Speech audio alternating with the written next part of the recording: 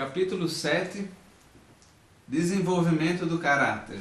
Hoje nós vamos estudar sobre respeito pela autoridade e pelos pais. O que é caráter? Uma das coisas que é importante saber que o caráter não é a personalidade ou o temperamento, né? Cada pessoa nasce de um jeito, tem uma personalidade, um temperamento. Isso não é o caráter. O caráter seria a excelência moral daquela pessoa, as virtudes que essa pessoa tem ou as virtudes que ela não tem, né? Então, isso seria o caráter, ou então a falta de caráter.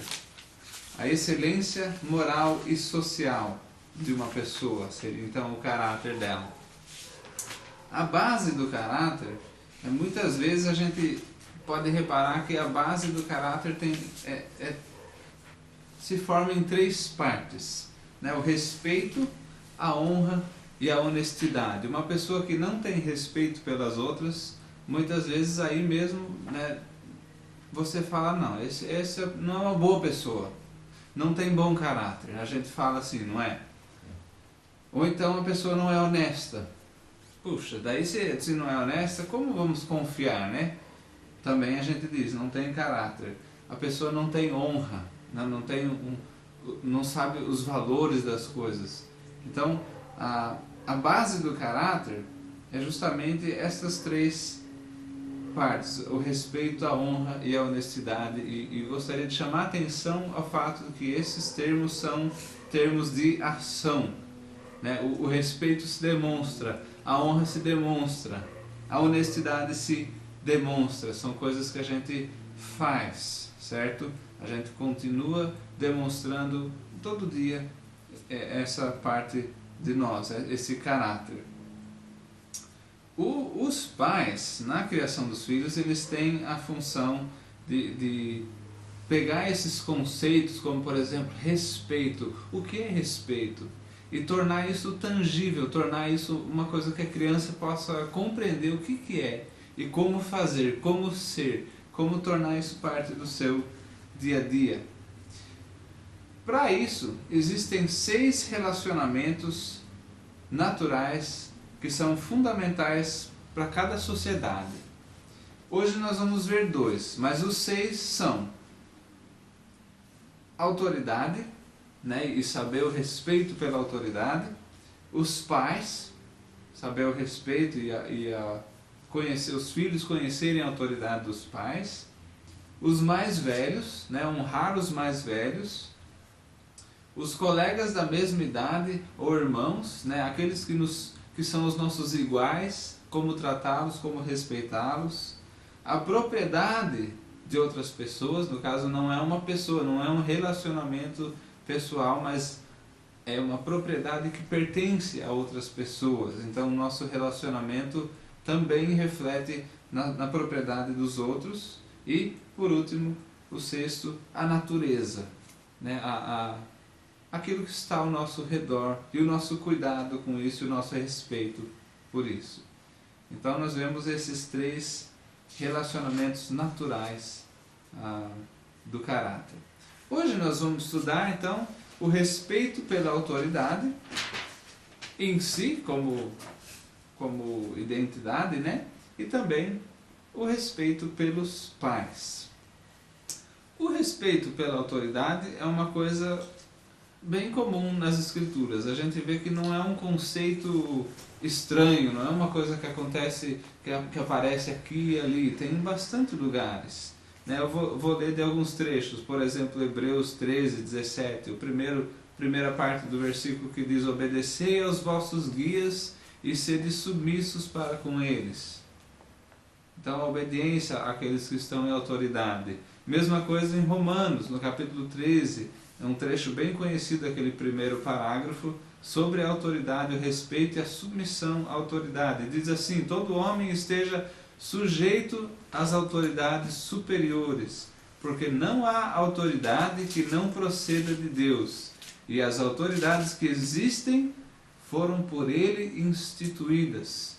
Isso é muito importante, principalmente para quem está em posição de autoridade, de saber que Ele não está ali porque Ele quis, Ele não está ali como autoridade porque ele decidiu ser uma autoridade, decidiu ser a pessoa que toma as decisões e os outros obedecem. Não. A posição em si de autoridade, todas as que existem, foram instituídas por Deus. Então nós vemos isso no primeiro versículo de Romanos 13. Mesma coisa a gente vê em 1 Pedro, capítulo 2, versículos 13 e 14, que dizem: sujeitai-vos a toda a instituição humana por causa do Senhor, quer seja ao rei como soberano, quer às autoridades como enviadas por ele, tanto para castigo dos malfeitores como para louvor dos que praticam o bem. E assim por diante. Nós temos vários trechos na Bíblia que ensinam a importância do respeito pela autoridade. O homem, por natureza, não gosta de autoridade. A gente muitas vezes vê esse comportamento numa criança. Você dá uma ordem, você é o pai, você explica: não fazemos assim, nós fazemos assim. Mas a gente percebe que muitas vezes a criança vai contra o desejo do pai. Porque a gente tem isso na gente, aquela natureza autolegislativa que a gente viu mais cedo em outro capítulo, né? Aquela questão de: não, eu mando em mim. Eu não quero obedecer ao outro, me submeter à vontade de outro. Certo? O homem, por natureza, ele é pecaminoso, ele desafia a autoridade. Então, é importante que, quando a gente entende a função da autoridade, de estabelecer o que é para fazer, o que não é para fazer, nós precisamos colocar em nossas vidas que há regras, né? Existem regras, e nós devemos jogar limpo. Ou seja, nós devemos seguir essas regras e não desobedecê-las. O que é a autoridade? Muitas pessoas falam: não, a autoridade é a lei. Só uma definição, né? A autoridade não é a lei por si só, mas o poder para fazer cumprir a lei. Essa é a autoridade, né? Fazer cumprir uma regra, uma lei, uma ordem. Esse poder é a autoridade. Na Bíblia a gente vê a autoridade pastoral, a autoridade paternal, como sendo dados por Deus, né? Como a gente leu em Hebreus: a obedecer aos vossos guias.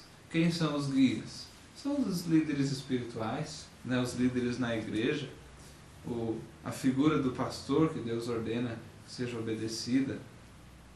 Mesma coisa a autoridade paternal, né? Lá, bem no comecinho da Bíblia, nós vemos em Êxodo aquele mandamento, o primeiro que veio com uma promessa toda especial, né? Nós vamos ver isso mais para frente aqui mesmo no nosso texto, mas a questão do filho obedecer ao pai, certo? E nós vamos ver isso em seguida, que é o primeiro que nós vamos olhar depois do respeito pela autoridade. Mas, basicamente, Deus deseja que nós respeitemos a autoridade, e se a gente vai ensinar ao nosso filho: filho, você tem que obedecer. Você obedece o professor, você obedece o guarda, você obedece, sabe, a diretora da escola, você obedece as pessoas que estão em autoridade sobre você. Os pais, eles precisam também, né, obedecer à autoridade para que eles deem um exemplo aos filhos. Quando a gente fala de jogar limpo, de fazer o certo, a gente entende que quando a gente reage corretamente à autoridade, nós estamos jogando limpo. A gente está se submetendo às regras e não estamos infringindo o direito do outro. Nós estamos honrando os outros. Porque quando a gente vai e desobedece a regra, daí sim nós estamos violando o direito de outras pessoas de gozar da vida, de ter as coisas que são seus direitos e tudo mais. Então, muitas vezes a gente vê na essência de toda lei, de todo tipo de lei, a essência dela é conservar aquilo que é o direito de outra pessoa. Quando nós, pelo nosso entendimento e pelo nosso coração, decidimos que nós vamos tratar outras pessoas como sendo preciosas, vamos honrar outras pessoas, nós não precisamos de uma série de regrinhas para que a gente não faça isso, não faça aquilo, porque por nós mesmos, por já andar no princípio de considerar o outro superior a nós mesmos, certo? Esse princípio já nos leva a tratar outras pessoas com preferência, né? Ele nos leva, por exemplo, a se levantar quando uma pessoa de idade precisa sentar ou estar na nossa presença, a gente honra, né? A gente, por exemplo, se levanta para cumprimentar, né? Uma pessoa aliás, as pessoas em geral, mas imagina uma pessoa de idade vindo cumprimentar você e você fica sentado, continua sentado, aí a pessoa quer um abraço, aí você recebe o abraço sentado, e a pessoa de idade ali se dobrando, depois não consegue subir, né? Quando a gente não pensa, né, na outra pessoa, na preciosidade da outra pessoa, a gente passa a fazer uma série de coisinhas que muitas vezes nem tem lei contra, porque seria ridículo criar uma lei, levante-se para cumprimentar uma pessoa de idade. Só que é lógico, você já vai fazer isso quando você considera as pessoas preciosas. Então, a autoridade é jogar limpo, respeitar a autoridade é agir considerando a preciosidade dos outros. A virtude de simplesmente saber que outras pessoas são importantes também, né? Uma cena de parque geralmente dá um exemplo perfeito disso, né? Você não vai destruir coisas de um parque porque aquilo ali é público, portanto é seu.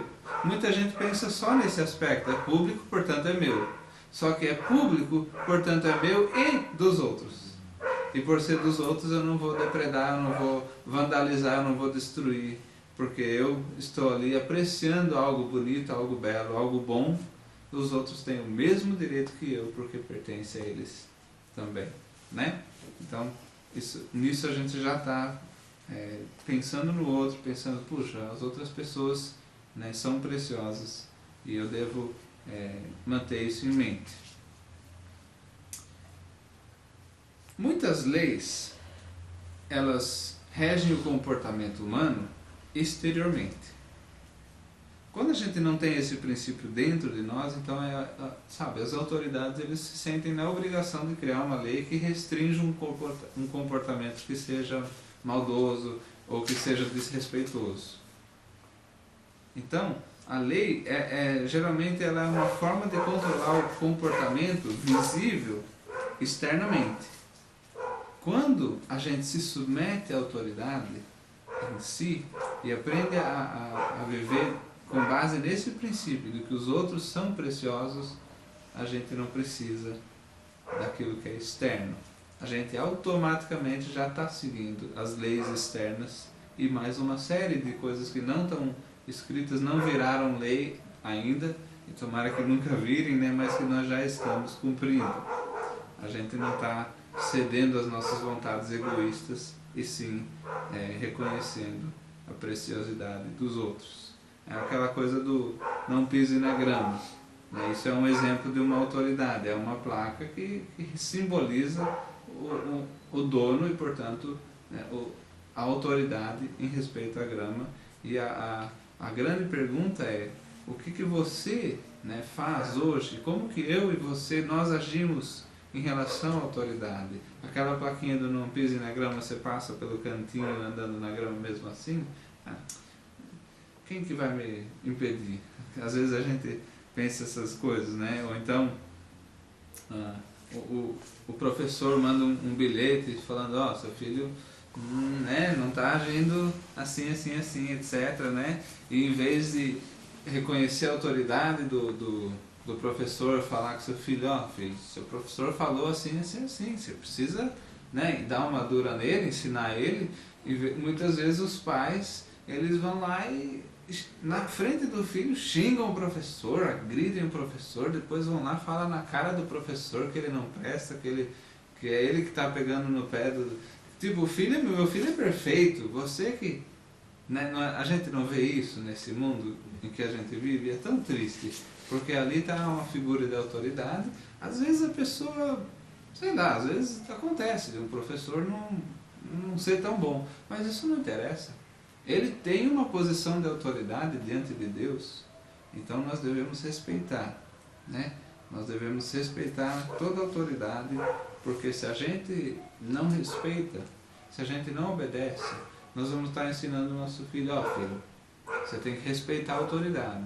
Só que aí ele olha as nossas ações e ele vai entender que respeitar a autoridade é fazer como a gente faz. Ou seja, desrespeitando. Então, antes de continuar, só um pensamento, né? O que é a nossa atitude em relação à autoridade? Como que a gente reage diante das regras? Quando a gente está numa situação e a gente percebe não pode fazer isso ou aquilo, a gente dá de ombros e não está nem aí, faz mesmo assim porque eu estou afim, porque eu tenho vontade? Ou a gente respeita a autoridade e obedece? Continuando, vimos agora o respeito pela autoridade, agora o respeito pelos pais. Muitos pais eles não dão a importância correta a esse mandamento, né, que a gente vê lá em Êxodo. Então lá no capítulo 20 de Êxodo, nós temos o seguinte: honra a teu pai e a tua mãe, para que se prolonguem os teus dias na terra que o Senhor teu Deus te dá. Nós temos aqui uma ordem. 12. O 12, versículo. Sim, versículo 12. Então nós temos uma ordem, o Senhor dá uma ordem, mas olha para quem que é a ordem. Honra a teus pais. Não está falando com os pais, está falando com os filhos. Só que até quando que uma criança vai passar na sua vida e aprender assim, sozinha, a respeitar a autoridade? É assim? Ela funciona assim? Pela experiência de vocês, funciona assim? A criança, ela chega a 2 anos de idade, ela já sabe, ela já obedece os pais, nunca desobedece. Que mundo maravilhoso é esse, né? Que não existe, mas que eu queria estar nele, né? Não é assim. As crianças não aprendem sozinhas. Elas precisam ser treinadas, orientadas, ensinadas. Então veja, aqui nós temos uma ordem de Deus dada para o filho e para o pai ao mesmo tempo.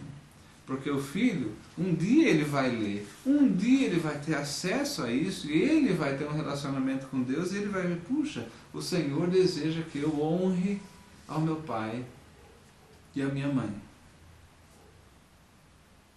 E ele não deve chegar nesse ponto da vida que é mais para frente, sem ter sido treinado, sem ter a mínima ideia de como fazer isso.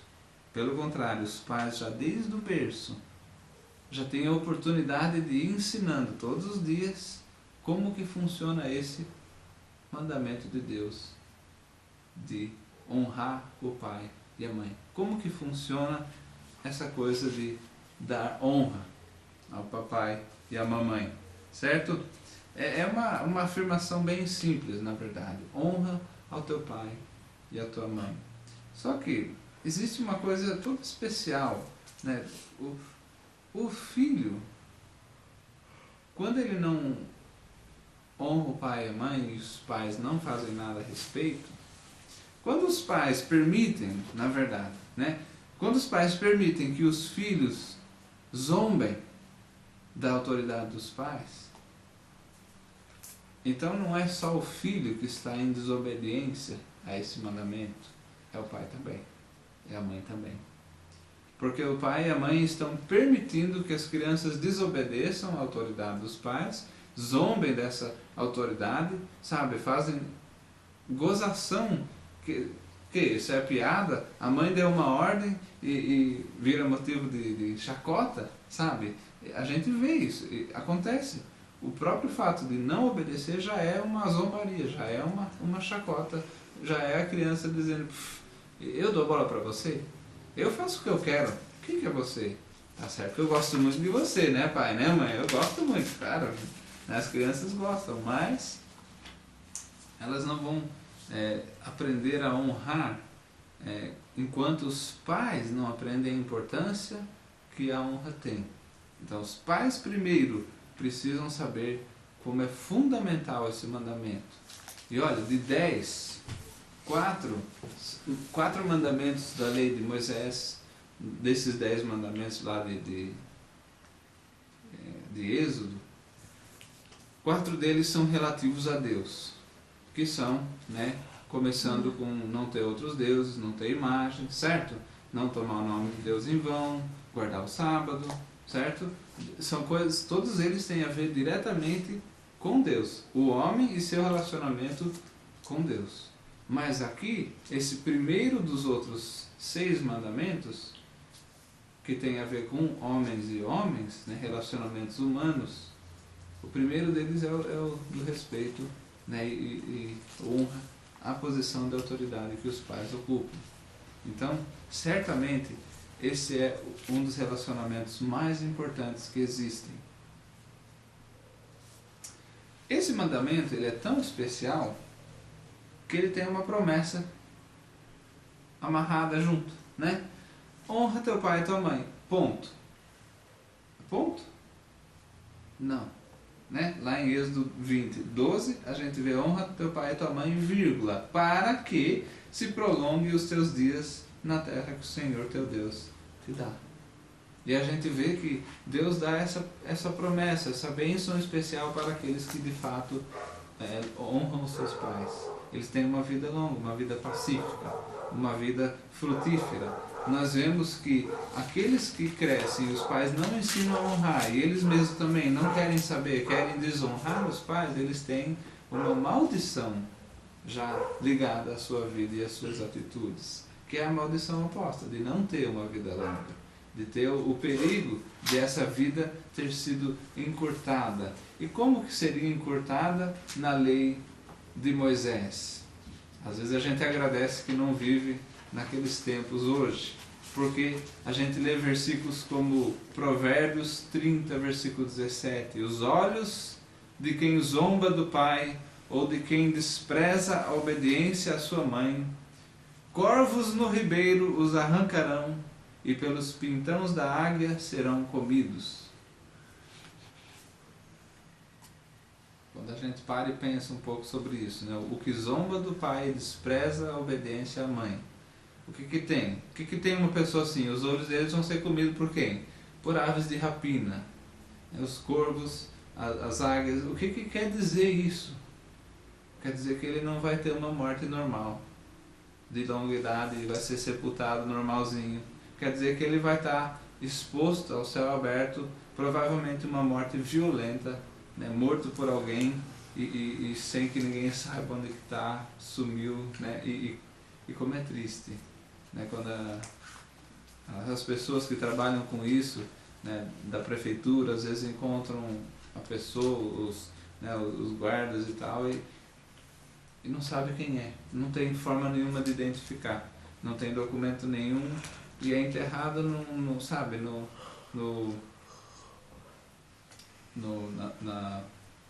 cemitério, numa sepultura indigente. O cara, quem que é? Ninguém, não é ninguém. Não tinha pai, não tinha mãe, e tinha, só que ele não aprendeu a honrar, e também os pais não ensinaram a ele a honrar, certo? Por quê? Porque os olhos de quem zomba do pai ou de quem despreza a obediência à mãe. E a mesma coisa a gente vê em Êxodo, no capítulo 21, logo depois dos 10 mandamentos, a gente vê esse tipo de coisa. Como era importante um rapaz, uma pessoa, respeitar e honrar os pais. Aqui, quem ferir seu pai ou sua mãe será morto. Olha isso. Não pode nem bater no pai e na mãe. Mas isso é um absurdo, gente? Claro que não. É a coisa mais lógica que tem. Como assim um filho bater no pai? Que é isso? Sabe? Da onde essa ideia de um filho bater numa mãe? Então sim, Deus era extremamente rígido. A pessoa que fizer isso vai ser morta. Mesma coisa no versículo 17, eu estou lendo de Êxodo 21. Eu li o versículo 15, agora o versículo 17. Quem amaldiçoar seu pai ou sua mãe será morto. Mesma coisa, não podia falar mal, não podia amaldiçoar, não podia, né, como muita gente faz hoje, mandar o pai ou a mãe para um lugar que esse tipo de né, coisa vulgar e violenta, né, de linguagem baixa. Então nós temos também instruções, né, de que se um homem, isso agora em Levítico 20, versículo 9, se um homem amaldiçoar a seu pai ou sua mãe, será morto. Amaldiçoou a seu pai ou a sua mãe, o seu sangue cairá sobre ele. Quando a gente vê vários versículos, não só um, mas vários, mostrando que a coisa é extremamente séria, então nós precisamos saber, como pais, né, a criança antes de nascer, nós precisamos ensiná-los que isso aqui Deus leva a sério. Que existe uma bênção toda especial para aqueles que levam a sério e obedecem e honram os pais, tratam os pais com honra, com preferência. Mas que existe um castigo, uma maldição para aqueles que, né, rejeitam essa instrução.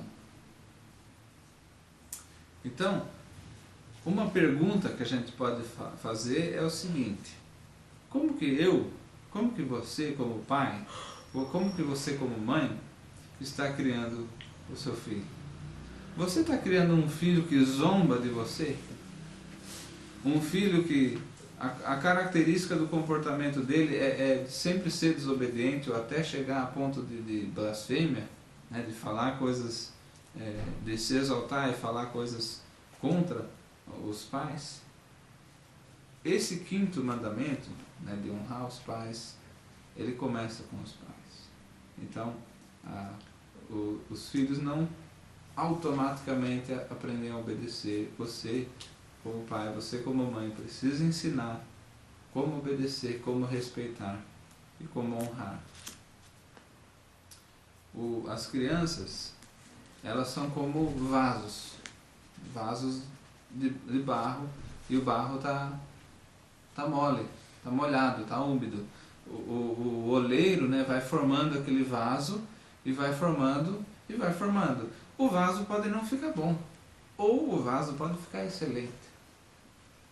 A forma como você vai criar o seu filho, no fim você vai ver se o vaso ficou bom ou se não ficou bom. Mas, né, se você está se esforçando para criar bem, ou se você não está se esforçando, o vaso vai sair. O problema é se ele sai um vaso ruim, né? Ele vai trazer vergonha para os pais e também vergonha para Deus. Vergonha do tipo, aqui na página 76, eu acho interessante que o autor ele fala o seguinte: é uma vergonha ouvir uma criança chamar seus pais pelo nome, como se ela fosse da mesma idade deles. Eu não fui criado assim, então eu nunca penso no meu pai como o Bernardo. Para mim ele é o pai. Ou quando os outros, né, eu já até cheguei a repreender crianças por chamá-lo de Bernardo. Eu falo, não é assim que você fala com ele, você fala seu Bernardo, né? Porque eu não ousaria, né, me dirigir ao meu pai pelo seu primeiro nome. A mesma coisa ouvir a criança exigir coisas. Mãe, me dá isso, e sabe, aquele tom, agora. Como assim? Isso é realmente uma vergonha, dando ordens para os pais. E ainda mais vergonhoso é não ver a criança dando a ordem para os pais, é ver os pais correndo lá para cumprir. Isso é de cortar o coração. Porque a gente sabe que o pai que faz isso, ele está moldando aquele barro do coração da criança, mas ele está moldando errado. Aquele vaso não vai servir para nada. Aquele vaso vai ser um vaso de desonra, um vaso de vergonha. Então a pergunta é, como adulto, né, como que a gente obedece? Como que a gente obedecia aos nossos pais? E hoje, ainda hoje, como que é a honra minha e a sua, sabe, ao nosso pai e à nossa mãe? Nós continuamos obedecendo esse mandamento de Deus? Como que funciona? Aí surge a pergunta, não, mas espera aí, como que funciona? Porque a gente entende que a obediência né, é ordenada para as crianças. Né? Em Efésios fala, né, 6:1, filhos, obedecei aos vossos pais no Senhor, porque isto é bom. Né? E daí, no caso, tem a continuação da passagem falando da promessa, da vida longa e tal. Mas obedecer aos pais. E isso é uma coisa que o Senhor ordena, então é no Senhor que os filhos fazem isso. Depois que eu já sou casado e já saí de casa, tenho a minha família e meu pai me dá uma ordem, eu tenho que obedecer? Surge essa pergunta. Como que funciona a honra aos pais? Existe uma fase em que muda e ele continua honrando, mas não obedece mais? Obediência e honra é a mesma coisa? E eu gostaria então de falar sobre a diferença de obediência e honra. Em Efésios 6, no capítulo 6, versículos 1 e 2, a gente vê essa instrução que eu acabei de citar, né? Do filhos, obedecei aos vossos pais. Também temos a mesma coisa em Colossenses 3:20. Isso está no fim da página 76. Lá embaixo nós temos essas instruções, né? Agora, a obediência é diferente de submissão e também é diferente de honra. Porque a obediência, ela vem de uma palavra grega que é upakuo. O significado dessa palavra grega é de se dispor sob alguém por dever. Então você se coloca sob, né, embaixo de alguém, ou seja, você obedece àquela pessoa, mas por dever. Você é obrigado a obedecer. Como um guarda. Um guarda, né, um policial, ele chega para você e ele pode pedir, ele pode ser gentil, pedir, venha conosco por favor, nós vamos lá para a delegacia, né, nós vamos resolver aquela situaçãozinha que você criou. E a gente vai então e segue, a gente entra na viatura e vai. Mas se a gente fala, não, eu não vou, ele pode insistir, não, você vem sim. E eu digo, não, eu não vou, eu estou resistindo à autoridade. O que ele faz? Prende. Ele me prende. E ele não vai ser gentil. Ele já foi gentil. Ele me deu a opção de ir naturalmente, sem o dever. Mas eu tenho o dever. Então, se eu sei o que eu estou fazendo, eu vou obedecer. A obediência é você entender que há o dever e você se submete por dever. Porque senão, né, na hora que eles jogam você no capô do carro e pegam o seu braço, eles não são delicados. Né? E a algema, eles não, sabe, dói. É um negócio, das 10 vezes que eu fui preso, não, brincadeira. Brincadeira. Mas a gente vê essas coisas e sabe que existe, eles têm, o guarda ele tem essa autoridade, né? Então, a obediência é se dispor sobre alguém por dever. É usada na Bíblia para filhos, escravos, soldados, servos, tá certo? Pessoas que têm que obedecer. Eles têm obrigação moral de obediência. Já a submissão, que vem da honra, né? A honra nos leva à submissão. A palavra grega é upatasso. Significa se dispor sobre alguém por devoção. E a gente sente que existe a diferença entre ser obrigado e eu fiz porque eu quis, eu gostaria, eu quis mesmo me submeter àquela pessoa. Então, a submissão é um ato voluntário. E nós vemos na Bíblia, quando fala das esposas se submeterem. Muitas mulheres hoje em dia se rebelam contra esse ensinamento porque o mundo corrompeu a ideia da Bíblia e quis colocar como se a mulher fosse um escravo. Ela tinha que obedecer como, sabe, como se fosse realmente uma posse, uma possessão do marido. E não é assim que a gente percebe a instrução da Bíblia. A submissão da esposa é um ato voluntário da esposa. O marido não tem nada a ver. Deus ordena que a esposa se submeta, Mas se submeter é exatamente isso. A si mesmo, se submeter. É um ato voluntário de se colocar embaixo da autoridade de alguém. No treinamento das crianças, a gente vê que o objetivo é justamente passar da obediência para a submissão. Porque eles começam obedientes, eles não têm opção. Os pais devem ensinar isso, inclusive, que os filhos devem obedecer. É um dever dos filhos, Deus ordena assim.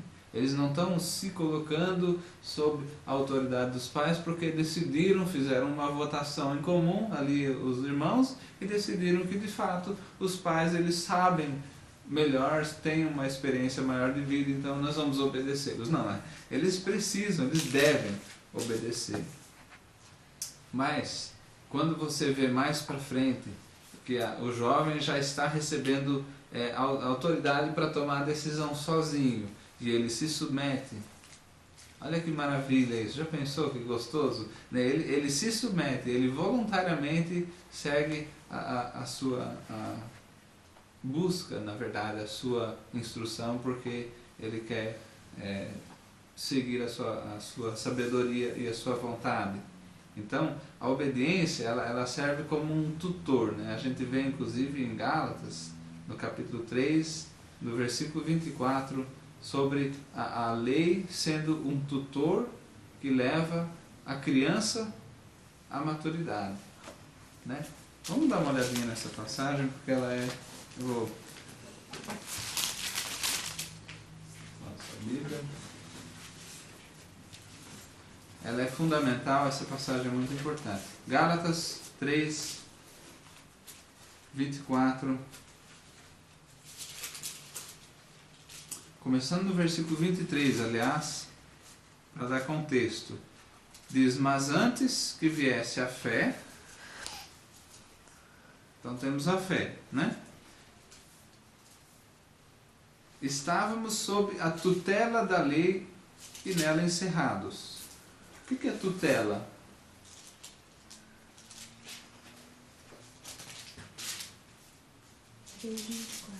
Tutela...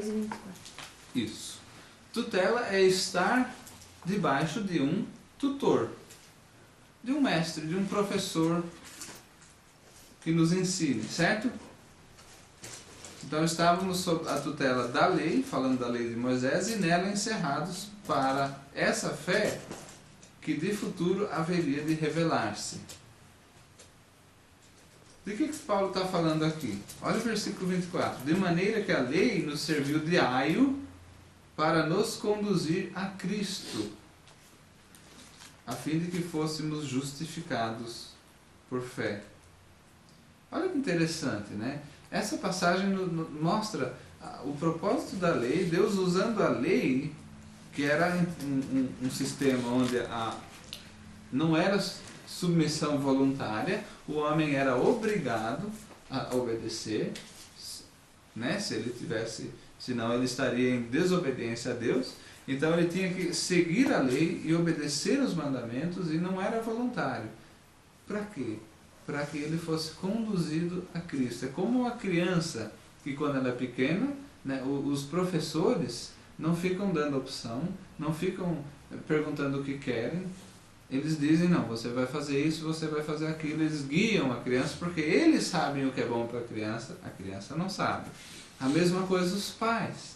Os pais, eles guiam a criança, escolhem as coisas para a criança, porque a criança ela não sabe o que ela precisa. Mas os pais sabem, ou devem saber, né? Eles têm uma chance bem maior de saber, digamos assim, né? E então, da mesma forma que a lei no povo de Israel serviu de aio, serviu para conduzir o povo para ver Cristo, para ter fé em Cristo e para ser justificado pela fé, sem as obras como era antes, porque tinha obras, mas o objetivo final era Cristo. Da mesma forma, os pais vão ter o objetivo final dos filhos não obedecerem porque eles são obrigados a obedecer, mas porque eles querem, porque eles sabem que aquilo é o melhor, é o certo, eles voluntariamente se submetem. Isso é muito gostoso, isso é uma coisa muito maravilhosa de se ver num filho. Então, a gente pensa, uma ilustração boa seria o seguinte: quando a criança é pequena, tem uma cerca. A cerca é do lado de fora, ela não pode passar essa cerca. São os limites da vida. Não pode isso, não pode aquilo, não mexe aí, certo? Filho, faz assim. Todos os limites da vida são externos. Chega um ponto em que a cerca já está lá dentro, no coração. Ela não é mais necessária externamente. Não é mais necessário um conjunto de regrinhas. Não é mais necessário ficar dizendo isso não pode, filho. Você tem 17 anos, já devia saber, tem barba na cara. Sabe? Não é mais necessário, porque ele já vai ter do lado de dentro uma cerca moral, uma cerca ética, né? De saber, não, isso é errado, estou fora, certo? O propósito então da obediência é justamente conduzir a criança através dessa submissão por fora, né, dos pais controlando, até que ela moralmente tenha a capacidade de se sujeitar e se controlar intrinsecamente. O que a gente fala intrínseco é interior, por si só, certo? Como que isso responde àquela questão do pai, da obediência, da honra, né? Como que é? Eu tenho que obedecer meu pai quando eu sou criança, mas quando eu sou adulto eu tenho que obedecer ainda? A resposta é não. Né? Você sempre vai honrar aos pais. A diferença é que a honra é valorizar, é você saber o alto valor, a autoestima que aquela pessoa tem. Porque é seu pai. Você não tem outro. Você não pode chamar todo mundo de pai, todo mundo de mãe. Você só tem um pai, só tem uma mãe. Não é assim que a gente não é uma honra que nós temos? Então, honrar é valorizar, é saber a estima, é saber o valor da pessoa e tratar com valor, né? É tratar os pais como sendo absolutamente especiais. Você pode ser um adulto, ter a sua família e tratar o seu pai como sendo especial, sem contudo obedecê-lo. Porque daí, né, nós sabemos que quando um jovem ele sai de casa, ele sai de debaixo, né, da autoridade dos seus pais e constitui então o seu lar, seja ele casado ou não. Às vezes ele pode sair de casa e ter a sua casa e ainda é solteiro, mas ele já rompeu os laços, vamos dizer assim, ele já se tornou responsável por si só. Ele já foi reconhecido como sendo adulto e responsável pelas suas próprias decisões. Então ele já não está mais debaixo da autoridade dos pais, no sentido de ter que obedecer às suas ordens. Mas ao mesmo tempo, né, do momento que ele nasceu ao momento que, enquanto os pais estiverem aqui, ele deverá honrá-los, né, tratá-los como sendo realmente especiais. Agora, a honra aos pais é uma coisa delicada, porque muitas vezes a gente tem algum trauma, alguma coisa assim, alguma angústia que sobrou da infância, de que o pai fez isso, fez aquilo, a mãe fez tal coisa e não consigo esquecer até hoje, etc. Né? Às vezes isso existe, a gente sente esse tipo de coisa. A grande pergunta vai ser aquela, né? Como que eu vou honrar aos meus pais? Essa honra que o Senhor ordena, né? Eu vou honrá-los porque Ele, sabe, como uma ordem de Deus? Eu vou honrar meus pais porque Deus manda?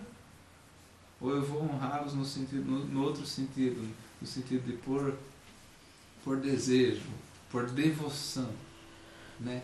E como que você como pai e você como mãe, como que nós gostaríamos de ser tratados pelos nossos filhos? Né? Como seria gostoso, né, se os nossos filhos tivessem uma honra por nós, que simplesmente partisse de uma devoção deles e não fosse aquela coisa de, nossa, Eu não gosto do meu pai, mas eu sou obrigado a honrá-lo. Eu vou tratar ele bem, eu vou tratar ele com preferência, mas é porque Deus mandou, porque eu não gosto dele. Já pensou que situação triste? E a gente vê esse tipo de coisa também, né? Mas como é gostoso quando a gente vê que os filhos, eles honram os pais, né? Porque querem. Porque eles sabem que é uma ordem do Senhor, eles estão conscientes que devem honrá-los, mas eles não sentem aquele peso. Eu preciso honrar aos meus pais, porque senão eu vou estar em desobediência. Eles fazem isso por devoção, eles fazem isso por amor, né? É tão precioso quando os filhos chegam a esse ponto.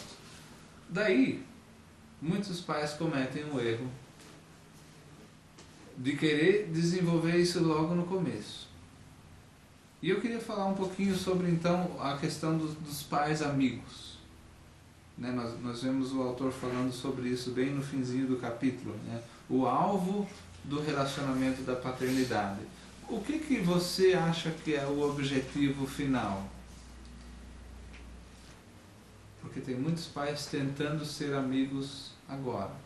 Eles abrem mão da obediência, eles não ensinam os filhos a honrarem os pais, eles querem conquistar a amizade do filho hoje, agora. E para fazer isso, eles abrem mão de uma série de coisas, inclusive a mais importante de todas elas, né, a obediência, o respeito pela autoridade dos pais. Imagina o fim trágico que é esse. Porque o alvo de criar os filhos é que eles sejam, primeiro, para a glória de Deus. E que eles, então, para glorificarem a Deus, eles tenham um relacionamento saudável com Deus. Mas também eles tenham um relacionamento saudável com os pais, com a sua família. Esse seria o objetivo segundo, né? Primeiro, glorificar a Deus. Segundo, ter um relacionamento saudável. Ou seja, podemos falar sim, que o objetivo, no fim, é ter uma boa amizade, os pais e os filhos, depois que já foram criados, bem entendido. A escolha de alguns pais de pular várias coisas importantes e querer ser amigo agora, já, é errada, porque ele não deve ser o ponto de partida. Se ele é o objetivo final, você não deve tentar colocar hoje já. Ele é um objetivo final que vai ser alcançado se você, né, agir da forma correta, ou seja, construir um discipulado. Discipulado é um processo assim, de treinamento, aquela coisa de todo dia. Não, filho, ó, vamos fazer o seguinte, filho, né, deixa eu instruir você, deixa eu te ensinar aqui, é assim que faz, esse tipo de coisa não pode fazer, porque afeta a pessoa assim, assim, assim. Ensinando, treinando.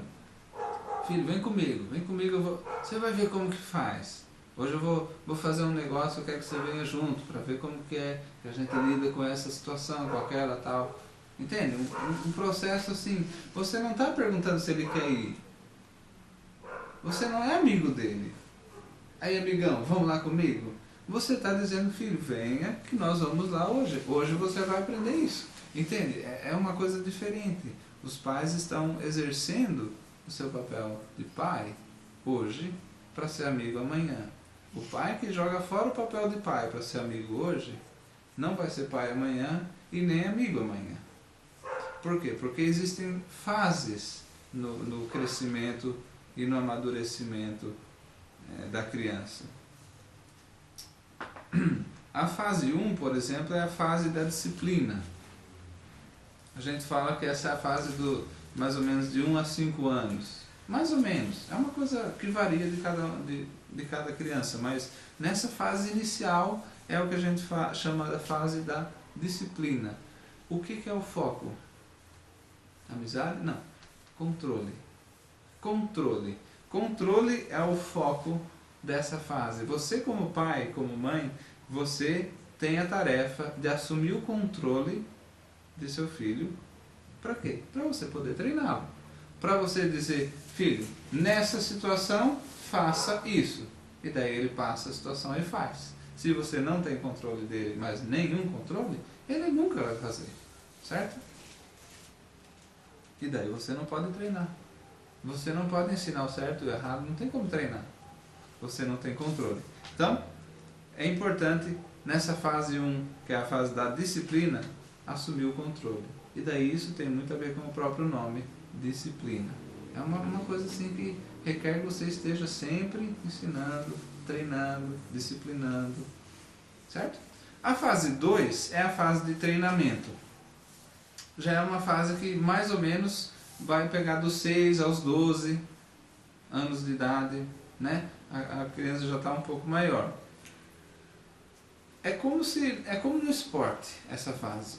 Você é um treinador e você está trabalhando com um atleta. Você já tem o controle dele, porque você fez a fase 1, né?